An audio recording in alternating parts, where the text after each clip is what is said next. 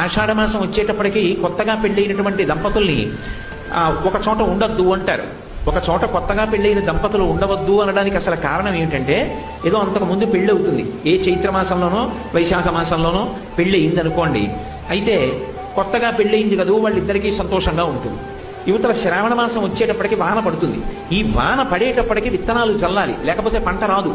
రైతు తెల్లవారుజామున 3 గంటలకో ఆకాశం మబ్బేసి గాలేసి చినుకులు టప టప పడుతుంటే గబగబా ఇంట్లో పెద్ద ఆయన నాగలి పట్టుకుని పొలానికి పరిగెడతాడు. కొడుకు కొత్తగా పెళ్ళయింది, తండ్రి వెంట వెళ్ళాలి. కానీ కొత్తగా పెళ్ళయింది కదూ, భార్యతో కలిసి పడుకుని ఉండిపోతే అత్తగారికి కోపం వస్తుంది. పెద్ద ఆయన మామగారు వెళ్ళారు, నువ్వు లేచి మీ ఆయన్ని వెళ్ళండి మీరు కూడా అని చెప్పి పంపించద్దా, నువ్వు అలా పడుకున్నావు మీ ఆయనతోటి అంటుంది. ఈ ఒక్క నెల ఆషాఢమాసంలో కానీ వాళ్ళిద్దరూ వేరుగా ఉన్నారనుకోండి, 6 నెలలు తినడానికి కావలసినటువంటి పంట వస్తుంది. అందుకని